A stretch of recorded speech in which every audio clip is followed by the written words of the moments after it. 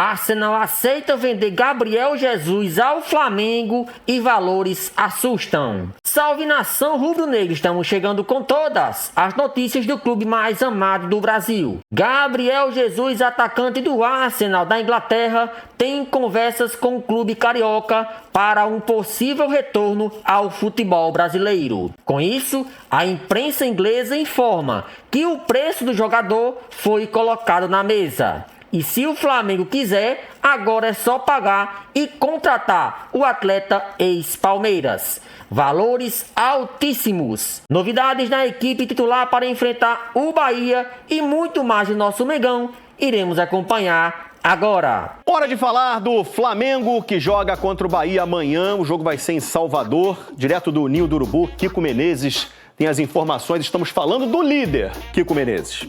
Boa tarde, Alex Escobar, meu querido. Boa tarde a todos. Olha, o Cruzeiro é uma das equipes mais fortes do Brasileirão. Ocupa a terceira colocação na tabela. E o Flamengo viu o empate na quinta-feira contra a equipe mineira no Maracanã com frustração.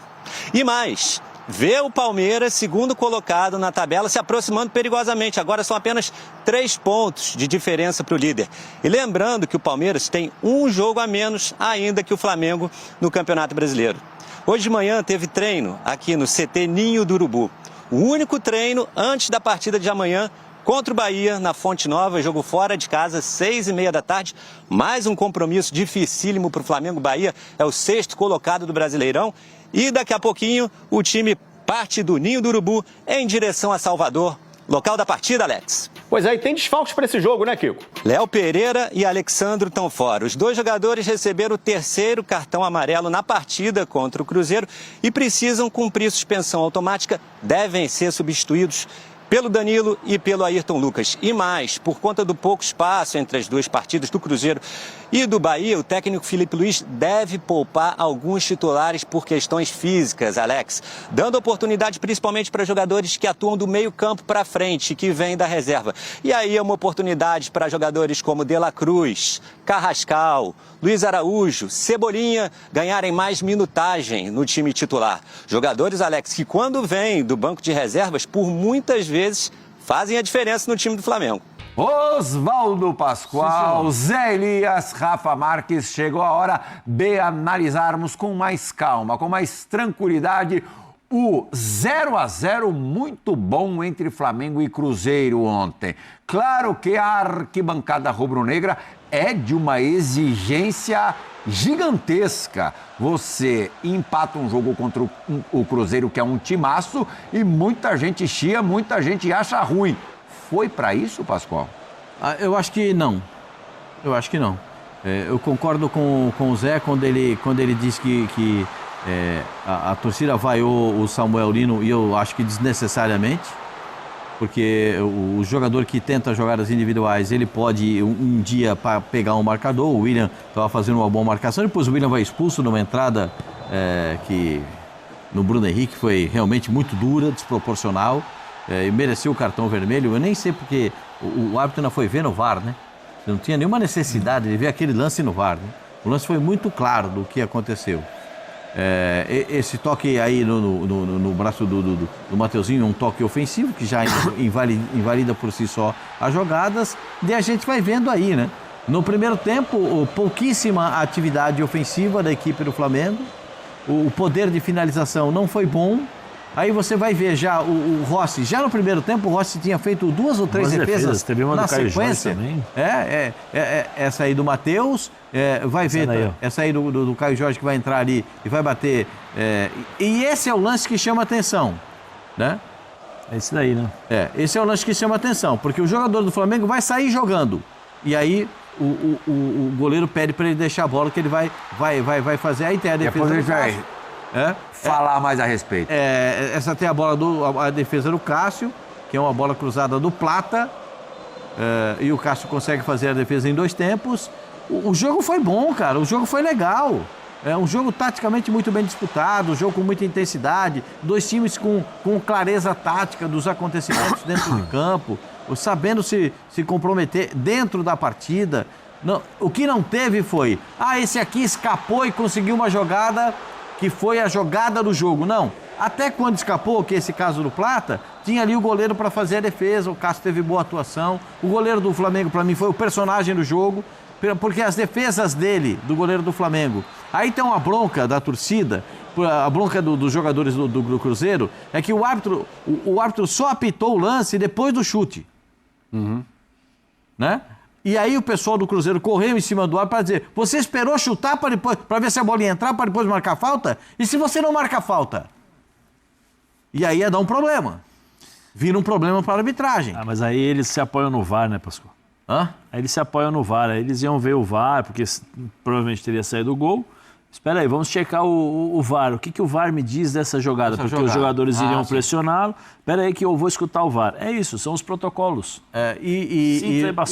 Apenas uma ponderação quanto a... Eu esperava, falar por mim. Maior público do ano no futebol brasileiro, 72 mil pessoas.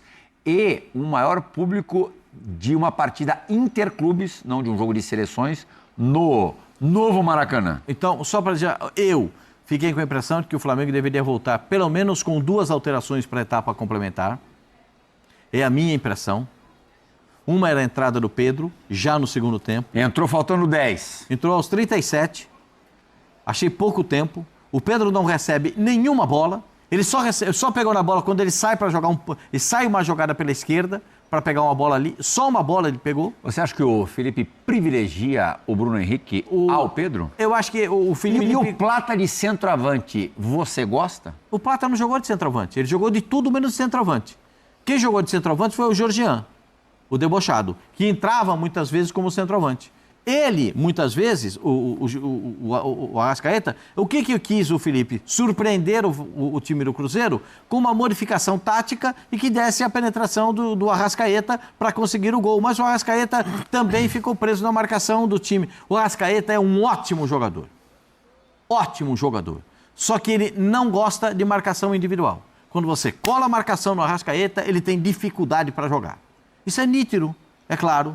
Isso acontece. É o segundo jogo que isso acontece, hein? É o segundo jogo. E outra vez, o Flamengo... O Flamengo aconteceu contra o Estudiantes também. Também. Quando você cola a marcação nele, ele não se desprende dessa marcação. Essa é uma dificuldade que ele tem. Mas tem muita qualidade técnica, poderia se desprender. Você disse que o Plata não jogou de centroavante ou jogou mal de centroavante? Não, ele não jogou. Ele jogou aberto pela esquerda, ele veio pegar a bola na direita, ele veio por dentro, o Arrascaeta passava por dentro. Muitas vezes os zagueiros do Cruzeiro jogaram tranquilos. No sentido de sem ter um homem ali, então o Fabrício Bruno recuperou, o Vijalba, né? Também. Bom jogador esse cara. Bom jogador. Joga lateral esquerdo, zagueiro, joga bom jogador.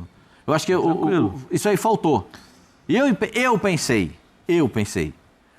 vai o Pedro voltar para o segundo tempo de centroavante, porque a bola está circulando na frente da área e não tem aquele pezinho que chacoalha a rede. Sabe aquele pezinho que chacoalha a rede? Está faltando aquele pezinho para chacoalhar.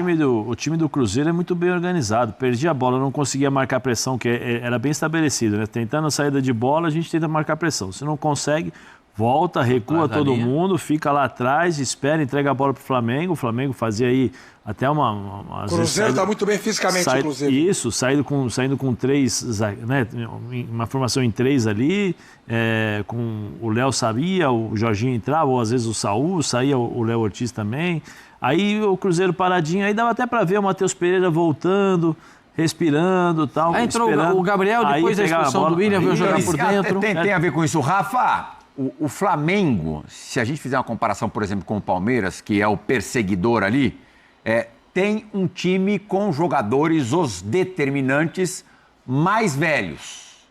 A gente já viu a dupla, por exemplo, Jorginho e Saúl, exuberante, aqueles jogos contra o Internacional. Outros jogos também, não foram só aqueles. Ontem eles não tiveram grande destaque. Você acha que pode ter a ver com sequência, o calendário brasileiro, eles já com um desgaste maior, com a coisa caminhando para o final da temporada? E isso pode ser determinante nas finais do Brasileiro e da Libertadores? Eu acho que tudo pode. Essas possibilidades todas existem. E assim, ninguém melhor do que a fisiologia do Flamengo para entender as condições próprias de cada peça para entrar em campo. A gente passou muito tempo, né, semanas, meses, debatendo depois da janela, quando o Flamengo adquiriu bons reforços, excelentes reforços. A melhor janela de meio do ano do futebol brasileiro foi a do Flamengo, para mim isso é incontestável. Debatendo qual seria a formação ideal com o Felipe Luiz.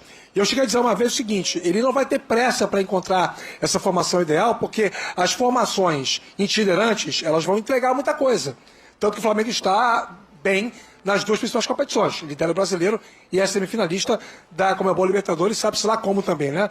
Com um sufoco desnecessário diante dos Estudiantes, principalmente pelo que fez no Maracanã no primeiro tempo. Mas, respondendo a sua pergunta, pode ser que sim. E isso porque o Felipe Luiz encontrou, exatamente nos confrontos contra o Internacional, o chamado meio-campo ideal, com Jorginho, Saúl e Arrascaeta. Uma vez você tendo encontrado o meio-campo ideal, que é o setor vital de um time, e desde que a bola redonda funciona assim, o time de futebol ele começa a ser escalado pelo goleiro, porque é o primeiro. Mas ele tem que ser montado com o olhar, a lupa para cima do meio-campo. Você tem que ter um meio-campo que marque, ataque, componha, ocupe espaço com todos os níveis de 7 para cima, né? De alta aceitação. Quando ele encontrou esse meio-campo, ele não quis mexer. Quando ele encontrou essa formação, ele não quis alterar.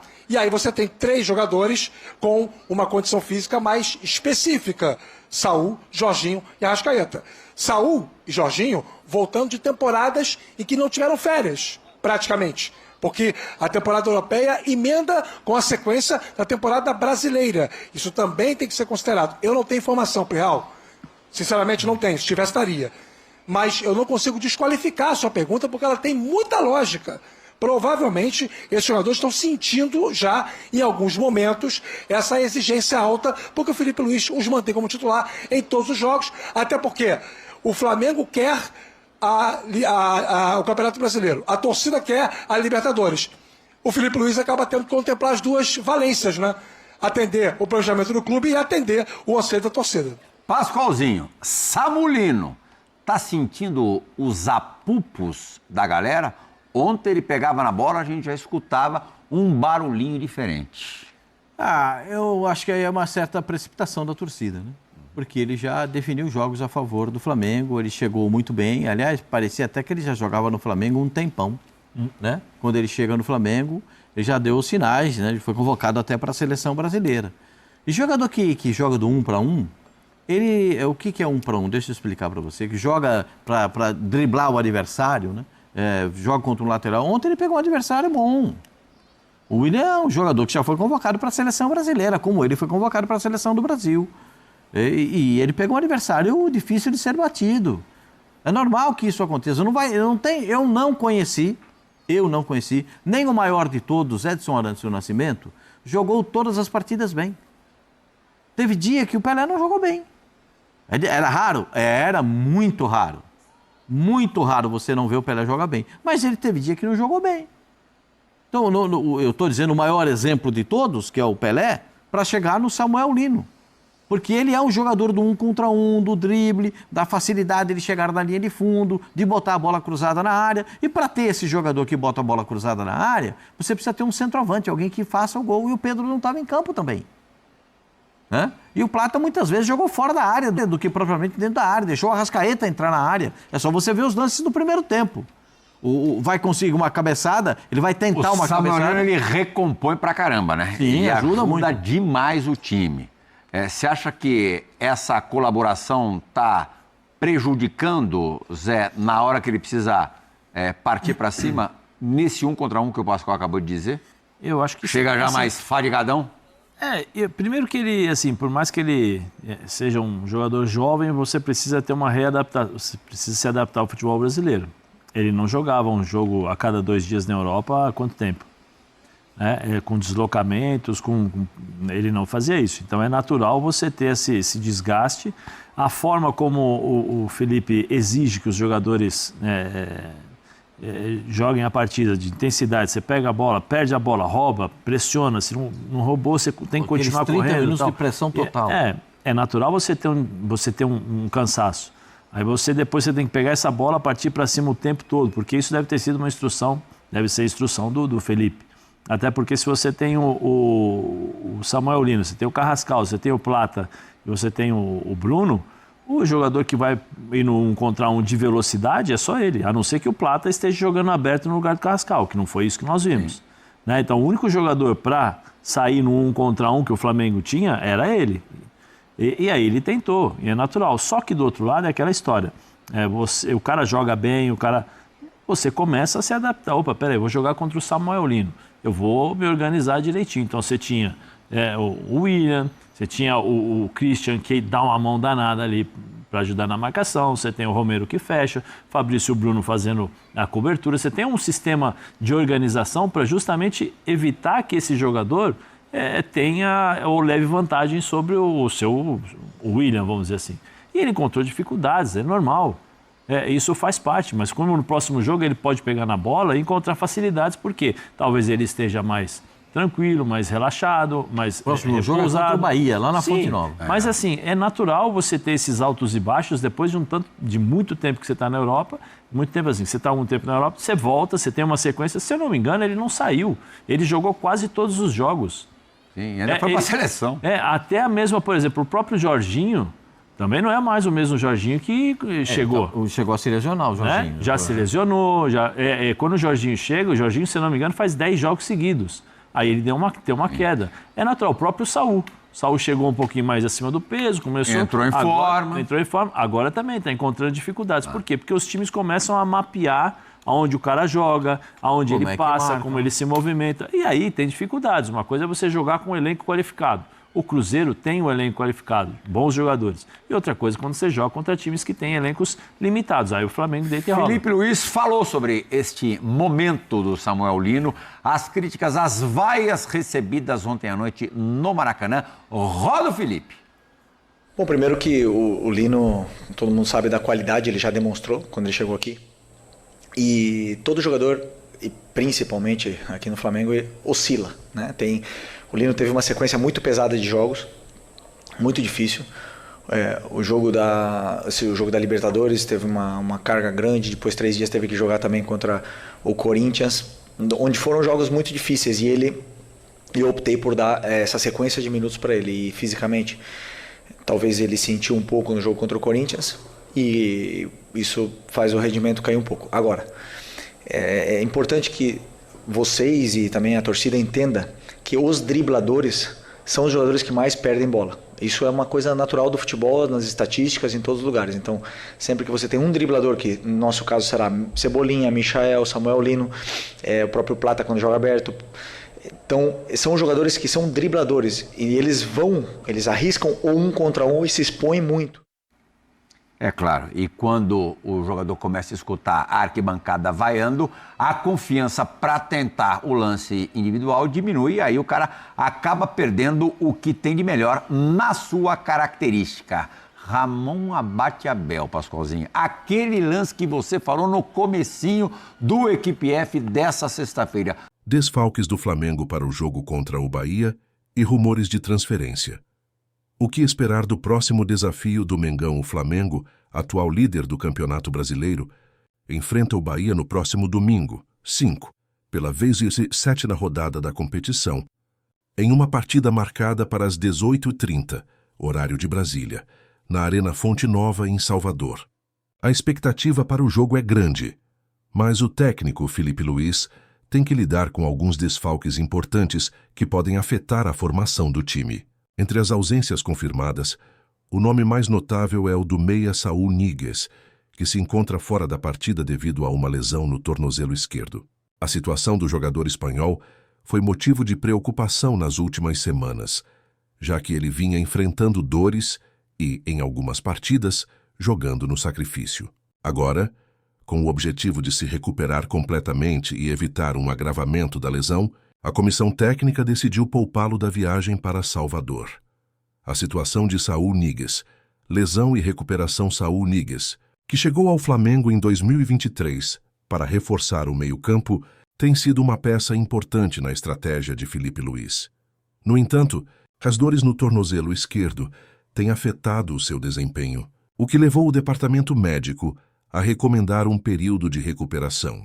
Em jogos anteriores, o atleta espanhol já havia demonstrado sinais de desconforto físico, mas optou por continuar jogando para ajudar a equipe. Agora, A prioridade é evitar que essa lesão evolua para algo mais grave, o que poderia comprometer o resto da temporada.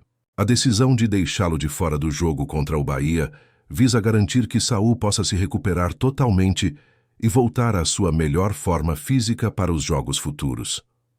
O Flamengo, sem Saul, terá que fazer ajustes no meio-campo, principalmente em um jogo tão importante como o de domingo. A equipe rubro-negra já está acostumada a enfrentar desafios em termos de lesões e ausências, mas o elenco de Filipe Luís tem mostrado resiliência e capacidade de adaptação em situações adversas. Outros desfalques importantes, além de Saul, o Flamengo ainda enfrentará mais 3 ausências significativas para o duelo contra o Bahia. O volante Eric Pulgar, que se recupera de uma lesão no pé direito, segue sem condições de jogo. Pulgar, que teve uma lesão no 5º metatarso, ainda não retornou aos treinos com o grupo e está em um processo de recondicionamento físico. Sua ausência representa uma lacuna importante no meio-campo, já que o chileno tem sido uma peça importante em várias partidas, oferecendo maior estabilidade defensiva e auxiliando na distribuição de jogo. Outro desfalque é o zagueiro Léo Pereira, que estará fora, devido a uma suspensão automática. O jogador recebeu o 3º cartão amarelo na última partida contra o Cruzeiro, na quinta-feira, 2, e por conta disso, não poderá atuar contra o Bahia.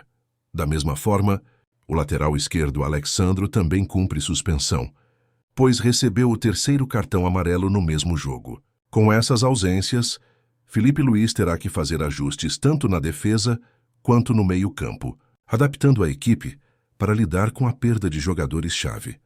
A importância do jogo contra o Bahia ao Flamengo chega ao jogo contra o Bahia em uma posição confortável na tabela, ocupando a liderança do Campeonato Brasileiro com 55 pontos, fruto de 16 vitórias, 7 empates e apenas 2 derrotas. A equipe rubro-negra tem se mostrado uma das mais consistentes da competição, mas como toda liderança, a pressão sobre o time aumenta a cada jogo. O Bahia, por outro lado, ocupa a 6ª colocação com 40 pontos e tem grandes ambições de se aproximar do G4, a zona de classificação para a próxima edição da Copa Libertadores. Com 11 vitórias, 7 empates e 7 derrotas, o time baiano tem mostrado força em casa e espera aproveitar a vantagem de jogar na Arena Fonte Nova. Para o Flamengo, o desafio será não apenas lidar com as ausências, mas também manter a boa forma e a consistência que têm sido marcas da equipe na temporada. Será uma partida difícil, que exigirá muito da capacidade de adaptação do técnico Filipe Luís e de seus jogadores. O que esperar da partida com a ausência de Saul Niguez e outros desfalques no elenco? Filipe Luís terá que ajustar a formação inicial. A estratégia do Flamengo será, provavelmente, manter seu estilo de jogo, baseado na posse de bola e na construção de jogadas ofensivas. No entanto, a pressão do Bahia, especialmente em sua casa, pode forçar o time rubro-negro a adotar uma postura mais cautelosa. A boa notícia para o Flamengo é que, apesar das ausências, o time ainda conta com jogadores de alto nível, como Arrascaeta, Gabigol e Pedro, que podem decidir a partida a qualquer momento. O técnico Filipe Luís tem uma grande responsabilidade em manter o time equilibrado, tanto defensiva quanto ofensivamente. A defesa do Flamengo terá que ser sólida, especialmente com as ausências de Léo Pereira e Alexandro. A experiência de jogadores como David Luiz e Rodrigo Caio será fundamental para garantir que a defesa se mantenha firme diante do ataque baiano. Rumores de transferência. Gabriel Jesus no radar do Flamengo. Enquanto o Flamengo se prepara para o jogo contra o Bahia, também circulam rumores sobre possíveis reforços para o próximo ano. Um dos nomes que tem ganhado destaque na mídia é o do atacante Gabriel Jesus, atualmente no Arsenal. A janela de transferências já se fechou, mas o Flamengo segue atento ao mercado para reforçar seu elenco para a próxima temporada. De acordo com informações do jornalista Ekrem Konur, o Arsenal está disposto a negociar Gabriel Jesus por cerca de 30 milhões de libras, aproximadamente 215,6 milhões. O Flamengo, que já demonstrou interesse no atacante brasileiro, estaria estudando a viabilidade dessa contratação. No entanto, o valor pedido pelo clube inglês é considerado alto para os padrões do futebol nacional. o que coloca a negociação em uma posição difícil. Gabriel Jesus, que tem contrato com o Arsenal até junho de 2027, perdeu espaço no time titular com a chegada de Victor Gyökeres e o uso de Mikel Merino em algumas partidas. O atacante busca uma nova oportunidade, visando retomar sua forma e possivelmente ser convocado para a Copa do Mundo de 2026, que será disputada nos Estados Unidos. Nesse contexto, uma transferência para o Flamengo poderia ser uma opção interessante para Gabriel Jesus, que já tem uma história com a seleção brasileira e busca mais minutos em campo para se preparar para a competição mundial. O Flamengo e a situação no ataque atualmente. O Flamengo conta com 3 centroavantes em seu elenco: Pedro, Wallace Ian e Juninho. Pedro tem sido o principal atacante da equipe, mas a saída de Wallace Ian para clubes europeus pode abrir espaço para novas contratações. Juninho, por sua vez, não tem agradado a comissão técnica e deve ser negociado na próxima janela de transferências. Com a busca por reforços para o ataque, Gabriel Jesus seria uma opção interessante para o Flamengo, caso o clube consiga viabilizar a negociação. Enquanto isso, o foco do Flamengo está em manter o bom desempenho no Campeonato Brasileiro e buscar a tão sonhada conquista do título. A liderança da competição é importante, mas a equipe sabe que precisa continuar somando pontos e superando os desafios que surgem ao longo da temporada. O jogo contra o Bahia será um teste importante para o Flamengo, que, mesmo com desfalques, ainda conta com um elenco de qualidade capaz de alcançar seus objetivos. Conclusão: o Flamengo se prepara para um jogo importante contra o Bahia, com alguns desfalques, mas com a confiança de um time que lidera o Campeonato Brasileiro. A ausência de Saúl Ñíguez e outros jogadores pode exigir ajustes táticos, mas o elenco rubro-negro tem capacidade para superar esses desafios. Além disso, os rumores de uma possível contratação de Gabriel Jesus pelo Flamengo adicionam mais emoção ao cenário do clube, que segue em busca de reforços para a próxima temporada. O jogo contra o Bahia em Salvador promete ser mais um capítulo importante da jornada do Flamengo no Brasileirão, e a torcida rubro-negra espera que a equipe consiga seguir firme na luta pelo título.